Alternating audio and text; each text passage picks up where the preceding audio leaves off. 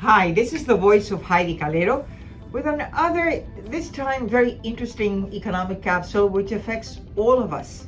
Especially if you're listening to me, are you obese? Are you overweight? Or are you skinny thin? Well, at any rate, there are consequences to your weight, not only in terms of your physical health, but it is also with your budget. So we have entitled our presentation today, Getting Fat and Spending More. And we are going to go from the world outlook to Puerto Rico. This first graph that I'm depicting for you shows the share of total population on your left-hand side, and it's a stacked graph, which means that overweight persons as a percentage of total global population is the blue segment, which started in 2020 with the obese, which are the orange segment. And those two combined, they are 38% in 2020, the share of global population that are overweight and obese. And in 2035, the trend is that it's going to be like half the world population will be either overweight and obese.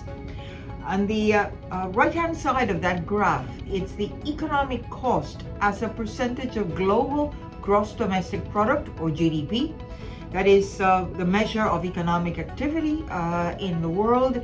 And it starts in 2020, what I depicted for you before in terms of that share of global population being obese and overweight. Well, that accounts for 2.4% of GDP in terms of cost. And that includes from absenteeism, illnesses, you name it.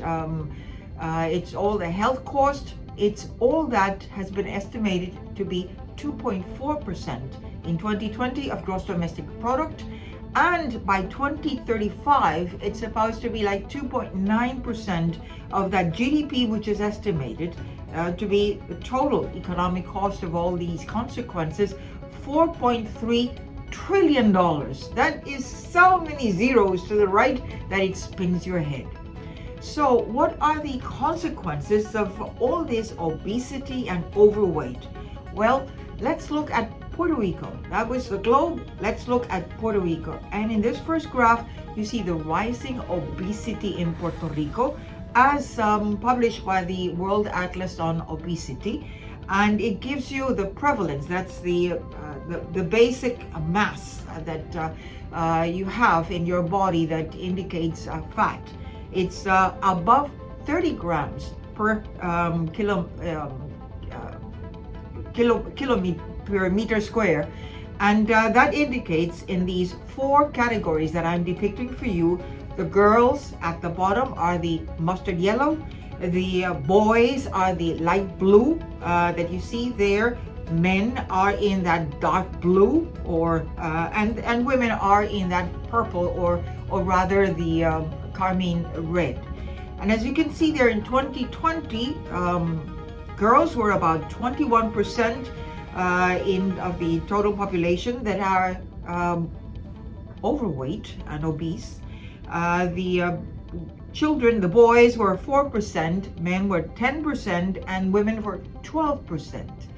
Fast forward in terms of these trends that the World Atlas has done, by 2035, you're expected to see children, girls, from 21% in 2020 to 32%, boys from 4% to 8%, men from 10% to 11%, and in women, it's about 12% going up to 9%. But this is in addition to. So that is a really rising trend in obesity. It's scary.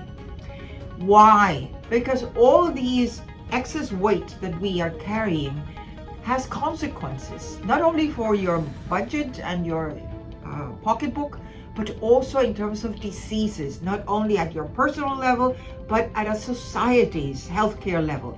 And here I'm showing in Puerto Rico these next two graphs. It's the prevalence of diseases, be it high blood pressure, which is the purple line that you see there from 1987 through 2021. These are statistics from the Center for Disease Control.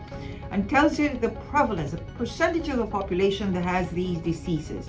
High cholesterol is the green line. Obesity is that carmine red that you see there, and diabetes is that pink or magenta line.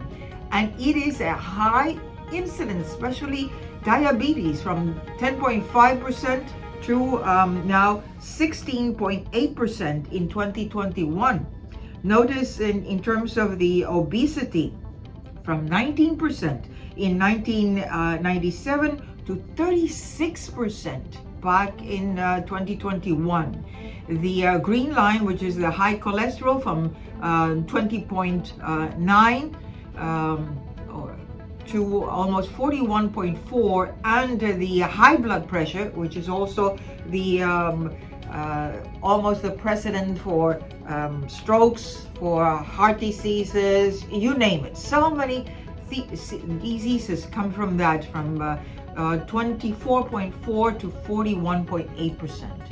And notice also that obesity is also related to some specific cancer cases, and these are the new cancer cases in Puerto Rico, and they have continued escalating. There's no stopping it.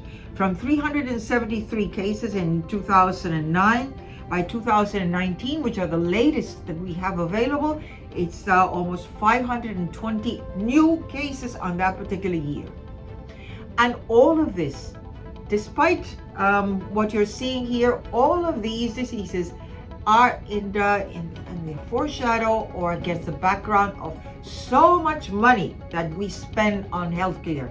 And that is the last graph that I'm depicting for you. The columns are the expenses according to our personal consumption expenditures on healthcare services.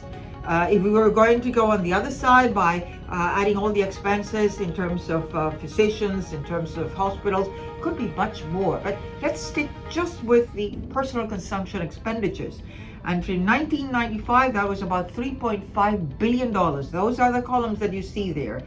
By 2021, the latest figures that we have, it's 5 times that amount, $15.5 billion.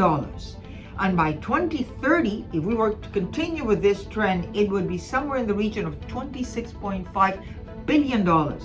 That's an increase, if we were considering the percentage of gross national product in monetary terms in Puerto Rico, from 12.3% of our GNP in 1995. By 2021, we are 21%. That means out of every dollar of GNP, 21 cents go into healthcare. That is extraordinary when you consider that the US, one of the largest economies in the world, spends 18%, and they have much more resources than we do. But yet we are spending, and maybe it's underestimated, it's about 21% of GNP, or $15.5 billion.